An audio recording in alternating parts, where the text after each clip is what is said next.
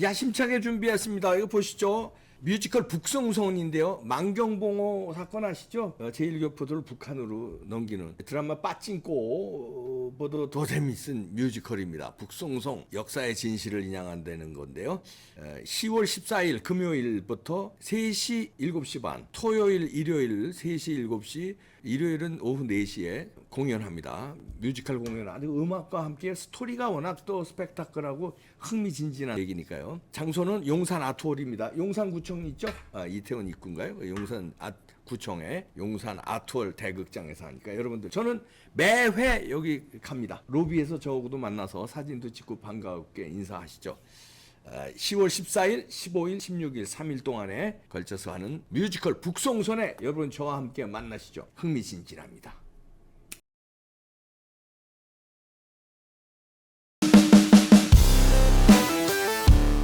자, 최수영 선생 모셨는데 최수영 선생은 국정원에서 20여 년간 공작관으로 활동하신 분이라서 생생한 여러 가지 정보를 가지고 계십니다.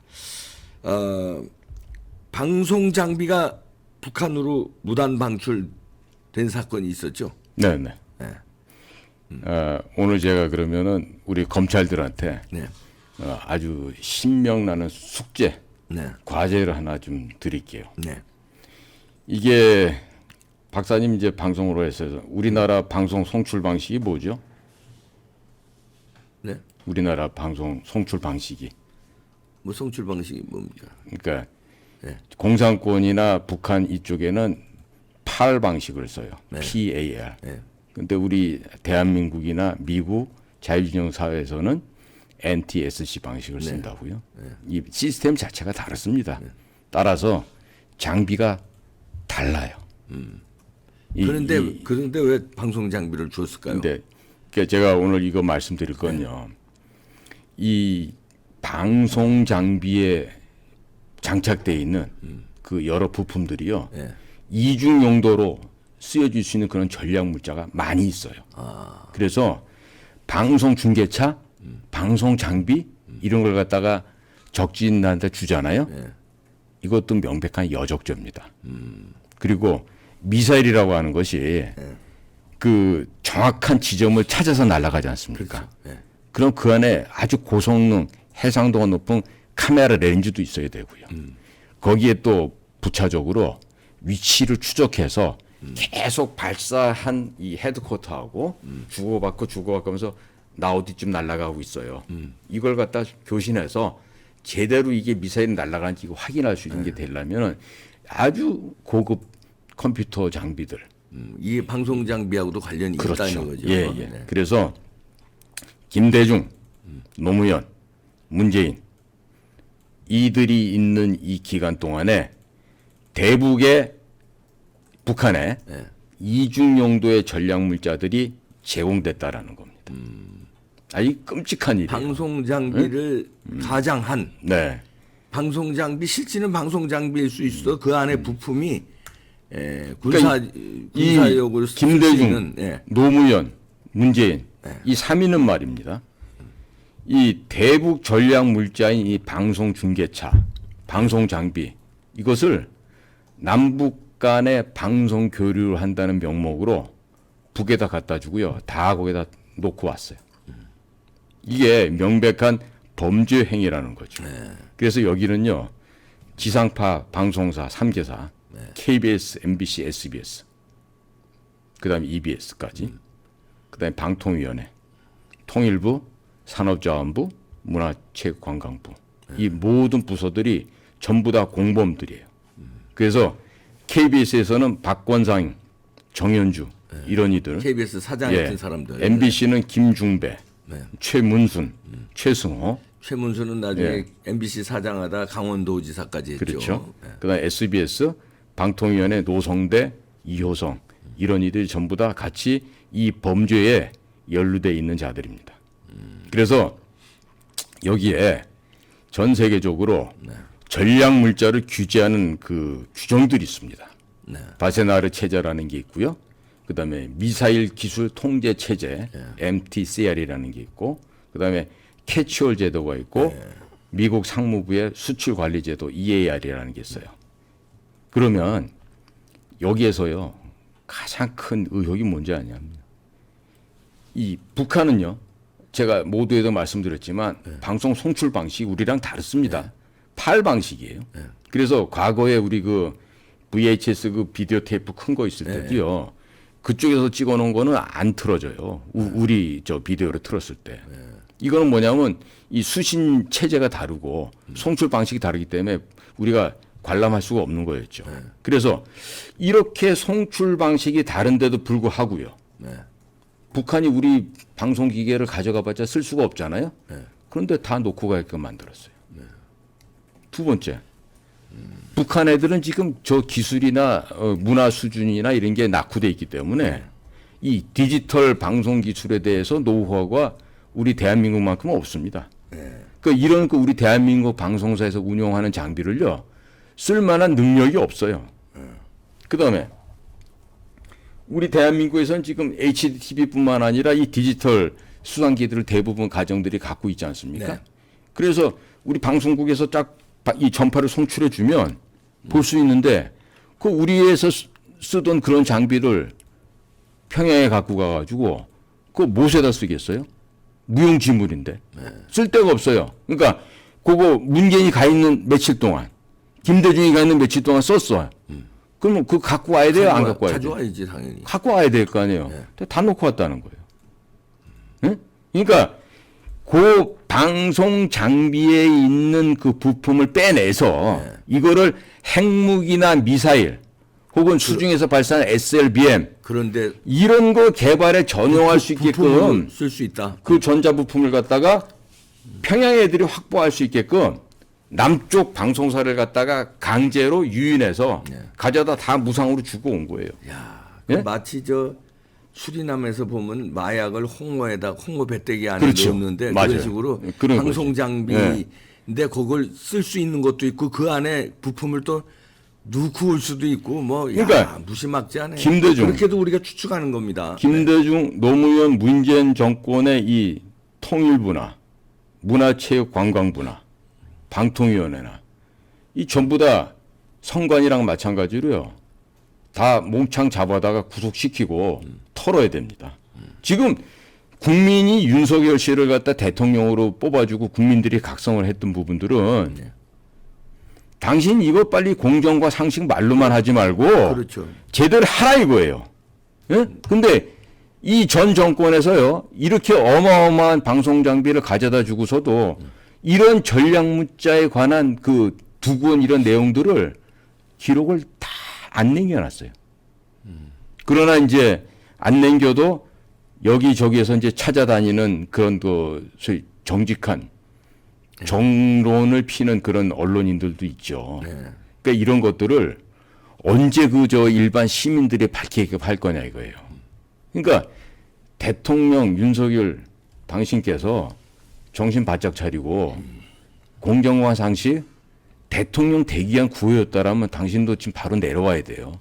근데 그게 아니라 진짜 당신께서 국가를 위해서 헌신하겠다고 하면 이 작업 하라 이거예요.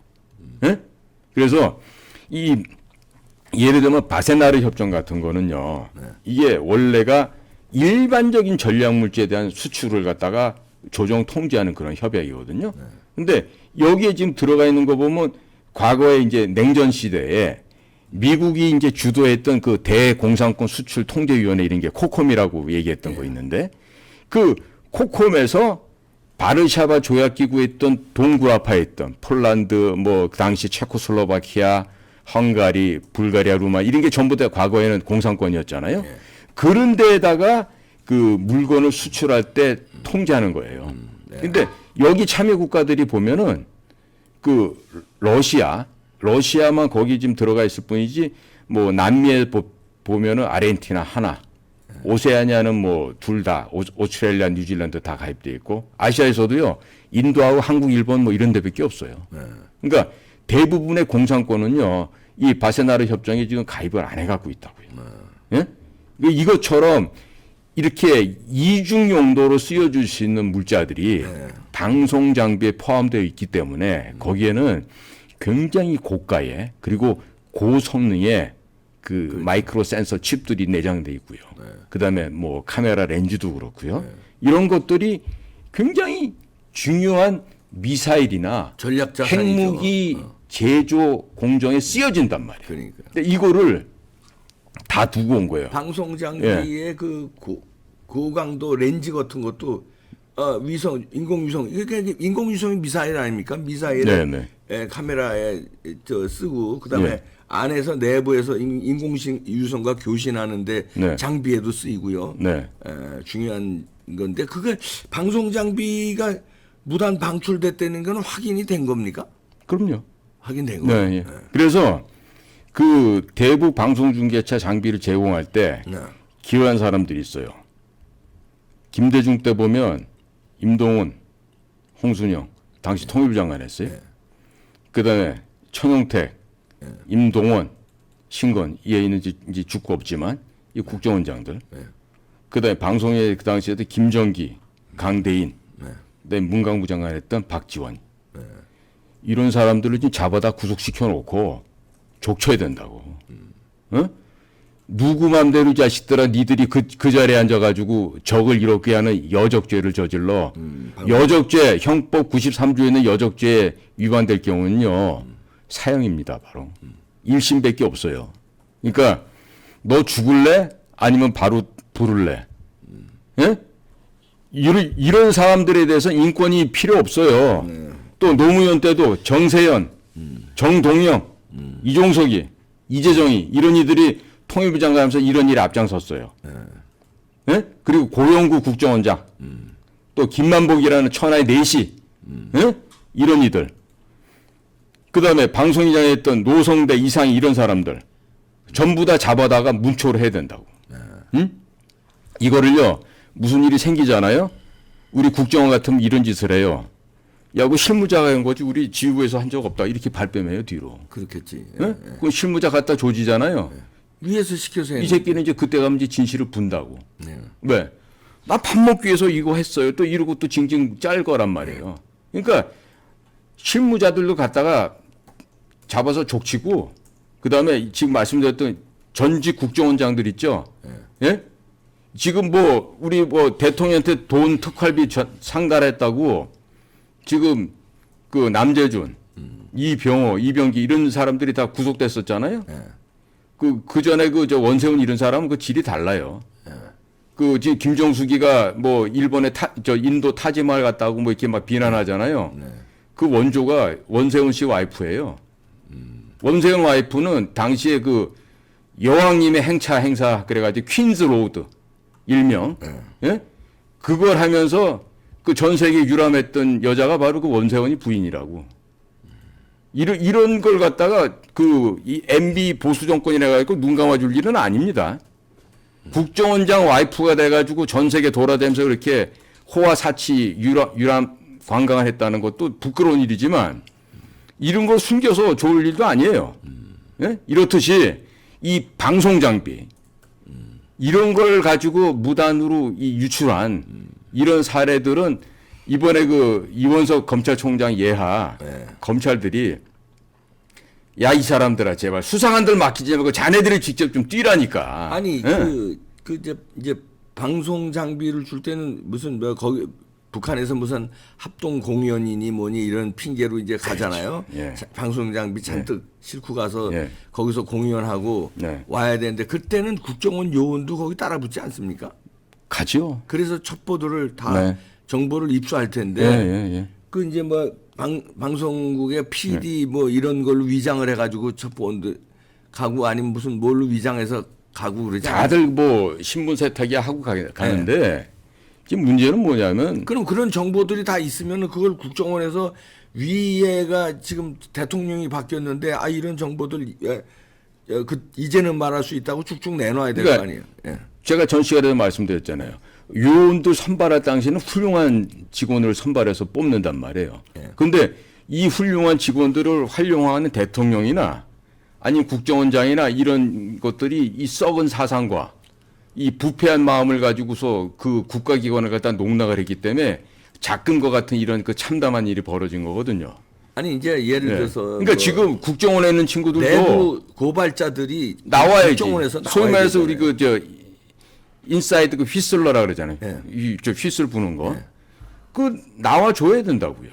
예? 나와서 근데 이 자료들 사람들이 가지고 있을 제일 거고. 문제가 뭐냐면 어떤 그 인사고과의 진급이 뭐 목전에 있다든지 내지는 내가 여기서 이제 나가면 밖에 나가면 뭘 먹고 살까 이 걱정을 하는데 그 걱정을 하지 않는 담대함이 필요한 거예요.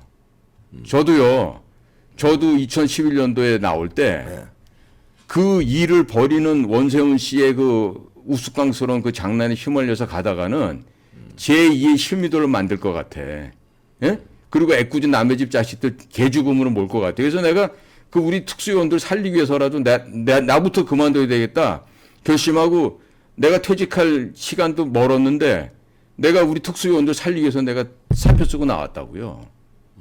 예? 그러니까 그 정보 정자도 모르는 그 군대도 안 갔다 온 군대 미필자 그 저 서울시 수도국장 하던 이가 국정원장이 돼가지고 알기는 뭘 알아 개뿔이나. 예? 지 마누라는 전 세계 여행이나 하러 다니고 예? 비서실에 여직원들 농락이나 하고 말이야. 그러니까 지금 그 국정원에서 예. 그런 이제 뭐 우리 공 작가님처럼 10년 20년 한 직원들이 있을 거 아니에요. 예. 그러면 문재인 때 예. 또 노무현 때 북한에 이런 방송 장비 갖다 주고 이런 거를 예. 첩보를 다 가지고 있을 거 아니에요. 그러면 이런 일을 벌였다, 여적죄를 벌였다고 그 지금 보면은 내부 고발하는 사람이 우리가 나올까요? 이제 사람의 차별이라 뭐 능력 차이를 얘기한다면요. 네. 국정원에서의 그 에이스들은 우리 공작관들이에요. 네. 적들과 맞닥뜨려 가지고 현장에서 결투를 하는 이 요원들이고 그다음 좀 떨어지는 아이들이 이제 분석국에 가는데 특히나 서훈이가 있었던 그 전략국 애들이야. 예? 그러니까 거기는 서훈이도 서울대학교 나와서 그 사범대학 출신이거든. 그러니까 서훈이 밑에서 호가호이하고 까불고 얼마 전에도 왜 중앙일보에 대서특필된 아이 있어요. 인사처장 하면서 여직원 농락했던 애. 예. 그런 거 파면시켜야 되는데 그 파면도 안 시키고 그런 식으로 좀 질이 떨어지는 아이들이 뭔가 거기 가서 이렇게 어깨에 힘주고 싶어 하는 애들이 많이 간 것 같아요. 아니 내부 고발자가 나올 수 있냐? 그러니까 이게. 그거를 네. 애들이 과감하게 나와서 얘기를 해줘야 되는데 네. 이게 저를 만나는 게 지금 두렵잖아요. 예? 그 지금 안에서 지금 저처럼 나와서 방송 못하게 막으려고 퇴직자들한테 다 전화하고 공문 보내고 난리가 났어요 지금. 예? 그거 양지의 회장이라는 친구가 그런 걸 갖다 하고 있어. 그 할 소리예요 그게. 그래서 지금 박사님 지적대로 우리 용맹한 전사 후배 여러분들, 당신들이 이 서훈과 박지원 그 5년의 암울기를 거치면서 부당하게 지시받았던 거, 그리고 정말 하기 싫었지만 입에 푹칠하게 해서 억지로 했던 일, 이런 거를 갖다가 익명으로라도 제보를 해요. 하면 우리 정의로운 이봉기 박사님 같은 분들이 다 밝혀줄 테니까. 참 국정원의 내부 고발자가 나오기를 바랍니다. 최수영 선생이었습니다. 마치겠습니다. 네, 감사합니다.